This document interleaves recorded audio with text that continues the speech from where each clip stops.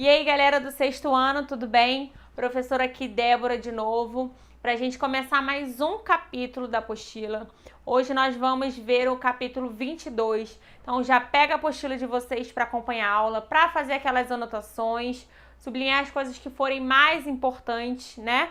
E já vão deixando aí no cantinho da apostila de vocês todas as dúvidas para vocês poderem retirar lá nas aulas online quando a gente estiver fazendo os exercícios, beleza? Então, no capítulo de hoje, nós vamos falar, né, onde há água na Terra e qual é a importância, né, dessa água para a vida existente na Terra. Vamos lá comigo, dar uma olhada? Então, a gente chama de hidrosfera. O que é hidrosfera, né? Hidrosfera, onde ela está? A hidrosfera, então, é a região, é o conjunto de águas que a gente vai encontrar no planeta Terra, tá? Ele é formado, então, por oceanos, mares, lagos, rios, geleiras, nuvens, vapor de água, pântanos, subsolos. Então, tudo que a gente vai encontrar água, né, no planeta Terra compõe, então, a hidrosfera, né? Então, tudo isso que eu acabei de falar para vocês tem sua composição água e auxilia a compor a hidrosfera, tá? A maior parte da água, galera, que existe no planeta Terra, ela está presente nos oceanos, tá? No estado de vapor dá origem às nuvens e forma a umidade do ar, né? E no estado sólido, então, ela compõe as geleiras, né? Os icebergs e as calotas polares. Então, nós estamos vendo aí que nós temos água em vários estados físicos compondo, então, essa hidrosfera, né? Vapor de água, né? Estado gasoso, nas geleiras, icebergs no estado sólido, nos mares, né? Nos rios e lagos, então, no estado líquido, né? Então, essa hidrosfera é composta por água em diferentes estados físicos, tá bom? Então, dá uma olhada aqui, né? A gente tem o total global de água, né? Então, a gente vai encontrar aqui um percentual de água doce e um outro percentual de água salgada. Como eu falei para vocês, a água salgada, a água dos oceanos, ela compõe a maior parte dessa hidrosfera. Então, nós estamos falando aí de um valor de aproximadamente 97% e meio, tá?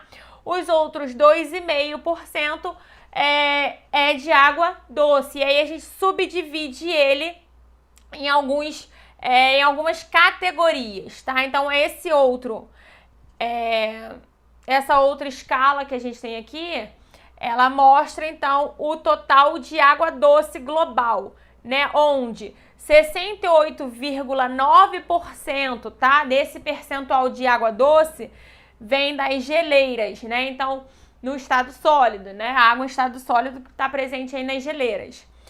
Depois, 29,9% nas águas subterrâneas, 0,3% nos rios e nos lagos e 0,9% no solo, pântanos e geadas, tá? Então, a gente está vendo que a maior parte, né, da água doce que a gente possui disponível aí nessa hidrosfera, ela está presente, então, nas geleiras no estado sólido, enquanto ao menor percentual corresponde aos rios e lagos, tá? Então, esse percentual que a gente vê aqui nessa imagem, ele corresponde, gente, ao total de água doce, tá? Lembrando que a maior parte de água que compõe essa hidrosfera, né, 97,5% da água total da hidrosfera é de água salgada,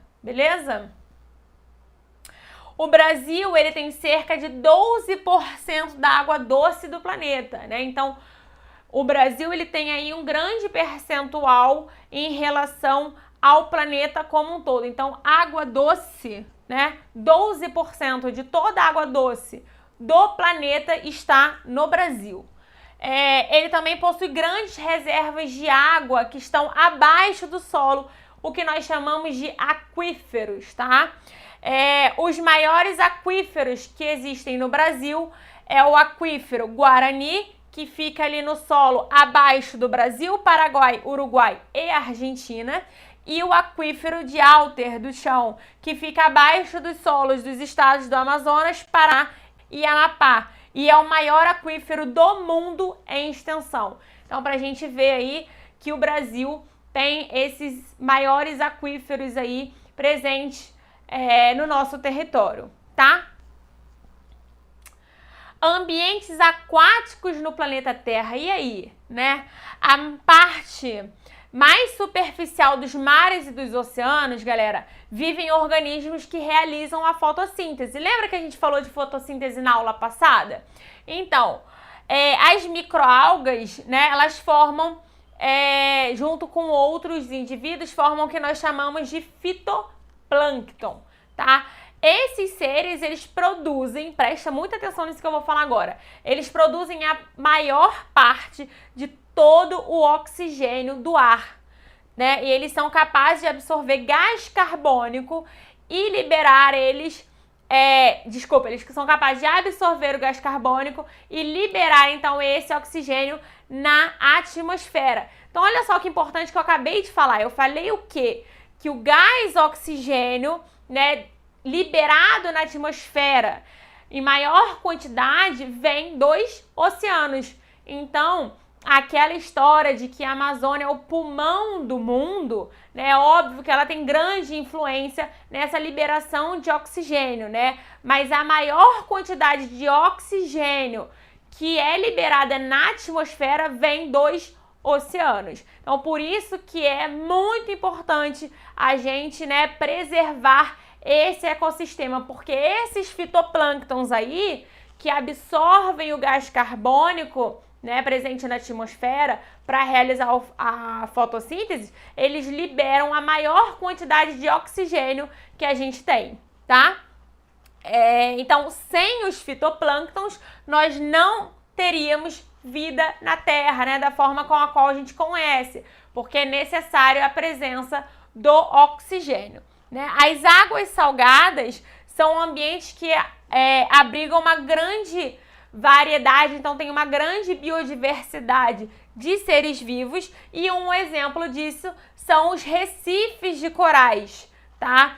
São ecossistemas marinhos, esses recifes de corais, que são formados por muitos seres que só existem nesses lugares. Então, olha aí a importância, né, desse tipo de ambiente, da preservação desse ambiente, né? Não só para os fitoplânctons, mas também para todos os outros seres que estão presentes aí nesse ambiente, que são exclusivos desse ambiente, tá? Então, a gente consegue ver, de novo, uma imagem aqui, uma outra imagem, representando, mostrando aqui para vocês o recife de coral, né?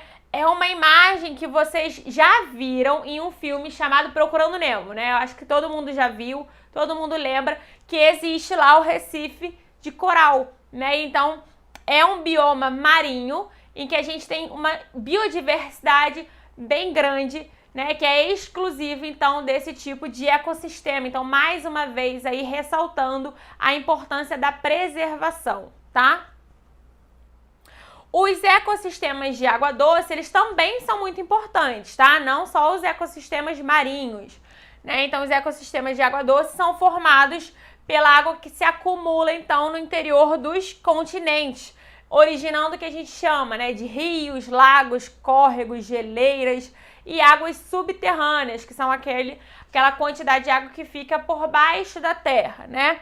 Alguns biomas brasileiros, eles são ricos em biodiversidade graças a essa água doce presente em grande quantidade nesses ambientes. Por exemplo, o Pantanal e a Amazônia, né? A gente vai ver aqui duas imagens agora que mostram, então, o Pantanal e a Amazônia, que a gente consegue ver essa abundância, então, de água doce. Nessa primeira imagem aqui, a gente vê, então, a Amazônia, né? A gente consegue ver todo esse caminho aqui de água doce, e nesse outro local aqui, esse outro bioma é o Pantanal, né? Que são lugares muito importantes que têm essa presença de água doce que impacta fortemente a biodiversidade local, tá? As águas da superfície continental ou do subsolo, que estão disponíveis para qualquer tipo de uso, são chamados então de recursos hídricos. Então, vamos ressaltar isso mais uma vez. A água da superfície do próprio continente ou do subsolo, que está disponível, ou seja, que a gente pode, né, ter algum tipo de uso, nós chamamos de recursos hídricos, tá? São diversas as funções que a gente tem nessa água doce para a sociedade, ou seja, no nosso próprio cotidiano, tá? As barragens de rios para a construção de usinas hidrelétricas é uma, né? Nós utilizamos no nosso país a usina hidrelétrica como principal fonte de energia, né? E é essa energia que provém, então, da água, por isso que ela é hidrelétrica, tá? Então, a gente encontra aí a água doce sendo utilizada, inclusive, para a produção, geração de energia elétrica, tá? Mas, como eu já falei com vocês, a maior parte de água doce do planeta, ela está em estado sólido, formando o que a gente chama, então, de geleiras e calotas polares. E aí, ela não está, o quê? Disponível para uso imediato como recurso hídrico, já que ela se encontra no estado sólido. Tá? Então, é muito importante a gente relembrar isso. O ciclo da água, a gente já falou um pouquinho de ciclo da água na aula passada, mas a gente vai falar um pouquinho melhor agora sobre esse ciclo, né? A quantidade de água, galera, que está presente no planeta, ela não se altera devido ao ciclo da água. Efetivamente, ela é um ciclo, então ela se renova, tá? Nele ocorrem mudanças de estado físico. Então, por exemplo, vai sair do estado líquido para o gasoso, depois volta para o líquido e a gente vai ver como que isso acontece, né? Então, ela vai mudando ao longo das etapas de estado físico, mas a quantidade de água, ela não se altera, tá? E aí, então, ela consegue circular por diversos ambientes, fazendo parte dos seres vivos, então, e voltando para a hidrosfera, tá? Por ela poder fazer esse ciclo, né, ela ter essa renovação, a água é chamada de recurso natural renovável, ela se renova, ela não é perdida, tá? Mas isso não quer dizer que a gente não tenha que tomar cuidado para que a gente não acabe com a água, né? Por mais que ela se renove, se a gente ficar utilizando ela, né, de forma errada, poluindo tudo, os mares, os oceanos, os rios, os lagos, né? A gente tem aí algo que prejudique, então, esse tipo de recurso, né? Que ele é tão essencial para a nossa vida. Vamos dar uma olhada rapidinho no ciclo, tá? O que acontece? Eu tenho aqui, então, essa representação da água no estado líquido, né? Como se fosse um rio. O que acontece, né? A gente vai ter a evaporação dessa água, ela vai ser transformada em vapor de água devido ao calor, né? O sol vai esquentar e vai fazer com que essa água, ela entre no estado de vapor de água. Então, a gente vai ter etapa de evaporação. Com isso, esse vapor, ele sobe. Quando ele sobe, ele vai encontrar o quê? Um ambiente mais frio em relação ao que ele estava ali embaixo. E com isso, vai ocorrer a mudança de estado físico, né? Ele vai condensar, tá? Formando, então, essas nuvens. O que acontece? Ele condensa, vai condensando, vai condensando, vai condensando, até um momento em que ocorre a precipitação. Essa precipitação é o quê? Quando a água cai no que a gente chama de chuva, né? Então, ela retorna para o estado líquido. E aí, quando ela cai, o que acontece? Ela infiltra novamente no próprio solo, né? Entre as rochas, para a parte subterrânea e volta também para os rios, para os mares, para os oceanos, né? Então, é dessa forma que acontece o ciclo da água. Lembrando que, galerinha, além dessa evaporação aqui dos rios, né, dos mares e dos oceanos, os próprios vegetais realizam um processo chamado de transpiração. Essa transpiração vegetal também libera água, né, para que ocorra essa condensação, beleza? Então, é isso que acontece no ciclo da água. Então, como vocês podem ver, é efetivamente um ciclo, né? Essa água, ela não é perdida ao longo de todo esse processo. Ela vai mudando de estado físico, né, devido às condições, mas ela não é perdida. E por isso, ela é considerada um recurso natural renovável. Ela é capaz de se renovar, tá bom? A água é essencial para a vida, né? Isso a gente escuta falar na nossa vida quase que sempre, né? Quase que todo dia. Mas como, né? Por quê? Várias substâncias são necessárias para o metabolismo da célula, né? Então, para a nossa célula funcionar, ela precisa de várias substâncias. Mas a substância que é mais importante para esse metabolismo é a água, né? Devido a uma característica que a água possui, que ela é chamada de solvente universal. Não sei se vocês já ouviram falar, mas a água é considerada um solvente universal. O que isso quer dizer? Ela é capaz, né, de solubilizar uma grande quantidade de substâncias, tá? E isso é muito importante para o metabolismo da célula, né? Todos os seres vivos, então, necessitam de água para poder sobreviver, tá? Então, essa característica dela ser considerada um solvente universal e ela dissolver muitas substâncias é de suma importância para a sobrevivência dos indivíduos, tá? A atividade humana que mais utiliza a água é a irrigação das lavouras. Então, a gente está vendo aí que é uma atividade econômica, né, muito importante para a gente, né, na agricultura, onde a água ela também é essencial, né? Então a gente está falando que a água ela é essencial tanto para o nosso corpo em forma de metabolismo, tanto para as nossas atividades do cotidiano, como por exemplo a irrigação das lavouras, né? Em segundo lugar também, né, desse uso da água para atividades domésticas, né? Então lavar um prato, lavar uma louça, lavar uma roupa, né?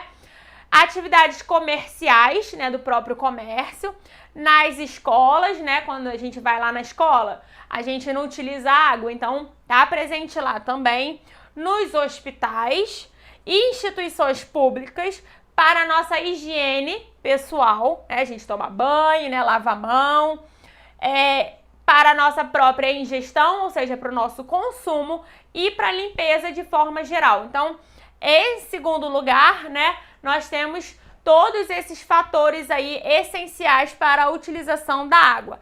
E, em terceiro lugar, mas não menos importante, nós temos o uso industrial da água, né? Que é utilizado para poder resfriar máquinas que podem superaquecer, dissolver algumas substâncias na própria indústria, tá? Entre outros fatores. Então, a gente está vendo aí que a água ela é muito importante, né, para o metabolismo de todos os seres vivos e não só o nosso, tá, gente? A gente tá falando de todos os seres vivos, uma planta, gente, todos eles necessitam, então, dessa água e também para vários tipos de atividades, a água também é essencial, beleza? A poluição da água e o saneamento básico, né? Eu falei para vocês o quê? Que a água ela é essencial, ela é muito importante e por isso, por mais que ela seja, né, um recurso renovável, a gente tem que ter essa preocupação quanto à poluição, né? A gente não pode, então, professora, já que ela é renovável, a gente pode poluir tudo que ela vai se renovar? Não, não é assim que acontece, tá? Ela não consegue se renovar dessa forma, fora que a poluição dos mares, dos rios, lagos, enfim, tudo isso afeta os indivíduos que estão ali presentes, que também influenciam o nosso cotidiano. Lembra lá da importância do fitoplâncton? Que eu falei o quê? Que o fitoplâncton é o indivíduo que principalmente libera o quê? Gás oxigênio pra gente, né? A maior parte do gás oxigênio que a gente tem na atmosfera vem, então, desse fitoplâncton. Imagina se a gente polui a ponto da gente acabar com esses fitoplânctons, né? Como é que fica a disponibilidade de gás oxigênio pra gente? Então, essa questão da poluição, ela é muito importante, né? Então, em todos os países, os governantes devem ter o compromisso de fornecer à população água potável, né? e despoluir as águas utilizadas nas atividades diárias. O tratamento de água para o consumo humano e animal, a destinação correta do lixo e o tratamento de esgoto são procedimentos que o governo deve garantir, tá, gente? A toda a população. E são essas medidas de tratamento que a gente chama de saneamento básico. Lá no capítulo 2, logo no iniciozinho do ano, quando a gente ainda estava lá nas aulas presenciais, a gente falou sobre o tratamento de água. Lembram disso? Quando a gente estava falando de separação de misturas. Então, quem não lembra, volta lá rapidinho no capítulo 2 e dá uma olhada sobre esse tratamento de água, que está incluso dentro desses todos os tratamentos, dessas medidas que nós chamamos, então, de saneamento básico, tá?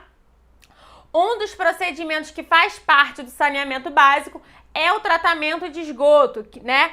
Que é toda a água utilizada nas residências, nas escolas, no comércio, nos hospitais, clínicas, tá? Em todos os outros locais. Então, esse saneamento básico é o tratamento de esgoto de todos esses lugares e que faz parte, então, dessas medidas que os governantes têm compromisso com a população, tá? Segundo os dados de 2016 do Sistema Nacional de Informação sobre o Saneamento Básico, tá? Apenas 45% do esgoto gerado no Brasil, ele passa por tratamento. Então, a gente está falando de menos da metade, tá? E 55% desses resíduos ainda são despejados diretamente na natureza. Galera, a gente tem vários problemas, né? Várias doenças que são associadas a essa falta de saneamento básico, né? O saneamento básico, ele é muito importante para a saúde da população, né? Para evitar que doenças ocorram em determinados locais, é necessário que se tenha o saneamento básico. Mas a gente está falando aqui que, de acordo com os dados lá de 2016, menos da metade, né? Então, 45% do esgoto que é gerado no Brasil, ele passa por algum tipo de tratamento, tá? Além disso, 55% desses resíduos, eles são despejados diretamente na natureza. Então, sem tratamento, olha o perigo que isso pode ser para o ecossistema, né? Então, quando isso é despejado na natureza diretamente, sem nenhum tipo de tratamento, isso afeta o ambiente, né? Prejudicando tudo ali que está presente, né? Fauna, flora, né? Tudo que compõe aquele ecossistema, podendo prejudicar aquele ecossistema, né? Especificamente, como tudo aquilo que envolve ele, né? Então, o saneamento básico é muito importante. Pensando que a água potável pode acabar, né, devido ao mau uso que fazemos dos recursos hídricos, é urgente tomarmos atitudes mais responsáveis em relação aos recursos naturais do planeta. Foi o que eu falei para vocês, né?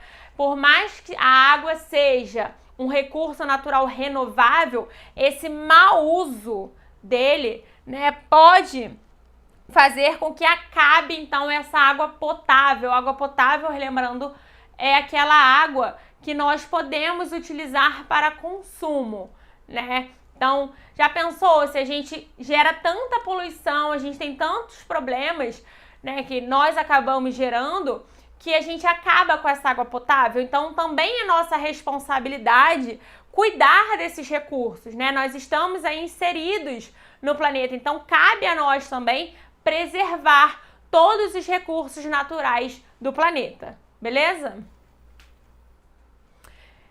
E assim a gente encerra a aula de hoje. Eu espero que vocês tenham gostado, que vocês façam os exercícios. Não se esqueçam de escrever as dúvidas de vocês para a gente poder retirar lá nas aulas ao vivo, tá? Façam os exercícios sim para a gente corrigir juntos, tá? E aí a gente se encontra numa próxima aula. Beleza, gente? Um beijo, até mais!